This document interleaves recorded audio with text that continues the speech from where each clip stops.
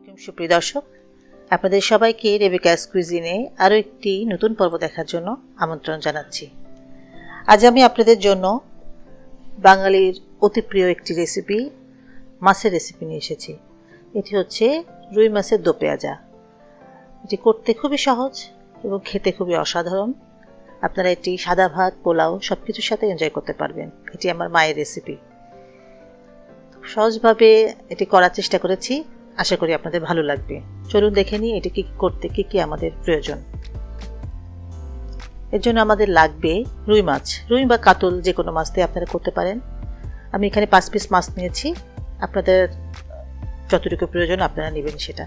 5 piece মাছ নিয়ে আমি এখানে ভালো করে লবণ দিয়ে ধুয়ে নিয়েছি, আর পানি ঝরিয়ে তার মধ্যে লবণ দিলাম 1 চা চামচ, হলুদের গুঁড়া দিলাম আধা চা চামচ। শুধু হলুদ আর লবণ দিয়ে এটাকে মাখিয়ে সুন্দর করে মাখিয়ে আমি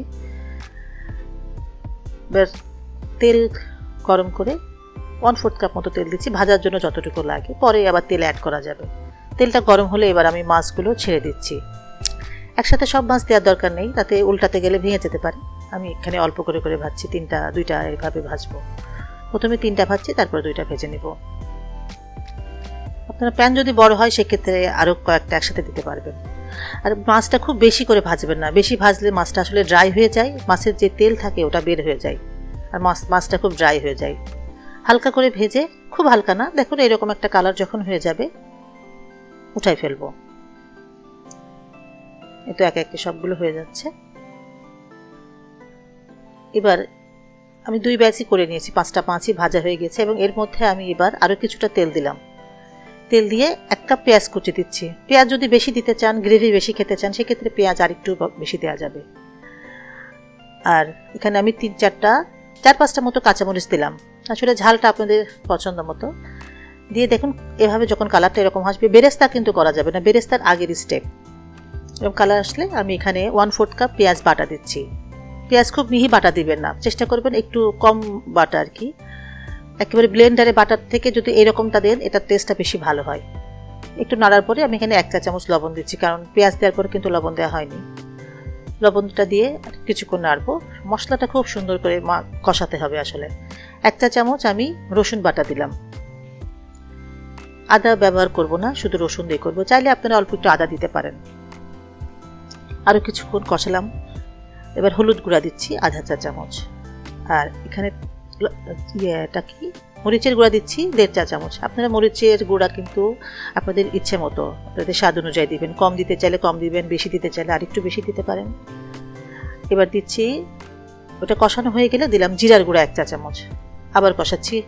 আসলে প্রথমেই পানি দিয়ে দিবেন না, একটু মশলাটা কষাই নেবেন, তারপরে অল্প অল্প করে পানি দিবেন। প্রথমেই পানি দিলে কিন্তু এর টেস্টটা অত ভালো হয় না। কিছুক্ষণ পরে দিলাম 1 চা চামচ ধনিয়ার গুঁড়া। দেখুন আমি অল্প অল্প করে মশলা দিচ্ছি আর কষাচ্ছি, এতে মশলাটা খুব ভালো মতো কষানো হবে এবং খেতে খুব ভালো হবে।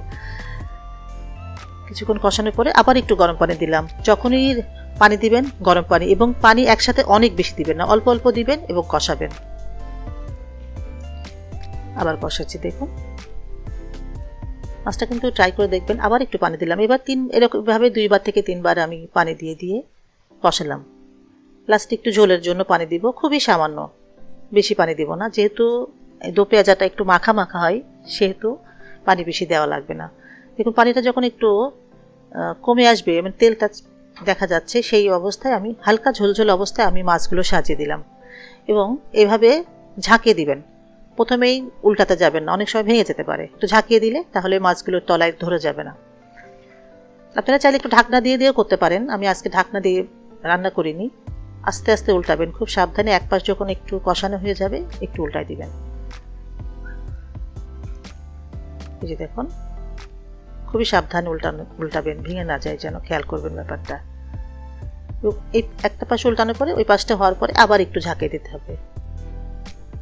কিছুক্ষণ পরে আমি কাঁচামরিচ দিয়েছি 3-4টা। আপনারা লাল কাঁচামরিচ দিতে পারেন, সবুজ দিতে পারেন, ভালো লাগবে। কিছুক্ষণ পরে যখন দেখবেন হয়ে আসছে, তেল ছাড়তে শুরু করেছে, নামানোর কিছুক্ষণ আগে ধনিয়া পাতা দিলাম 1/4 কাপ মতো।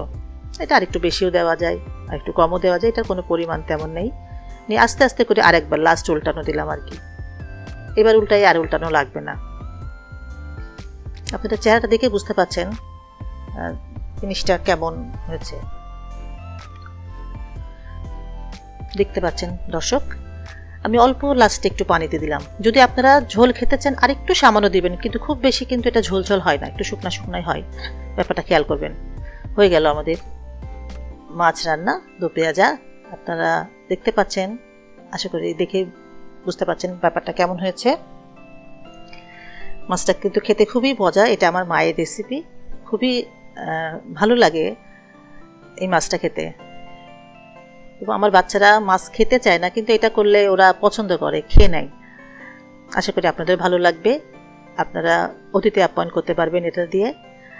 আমার রেসিপিটি যদি ভালো লেগে থাকে তাহলে ভিডিওটি দেখার পরে সাবস্ক্রাইব করে দেবেন, একটা লাইক দিয়ে দিবেন, পাশে থাকা বেল বাটনটি প্রেস করে রাখতে পারেন, তাহলে যখনই কোনো নতুন নতুন ভিডিও দেব সাথে সাথে আপনারা পেয়ে যাবেন। আর যারা ইতিমধ্যে আমাকে সাবস্ক্রাইব করেছেন সবাইকে অসংখ্য ধন্যবাদ। সবাই ভালো থাকবেন, আবারও আসবো নতুন কোনো রেসিপি নিয়ে। আল্লাহ হাফেজ।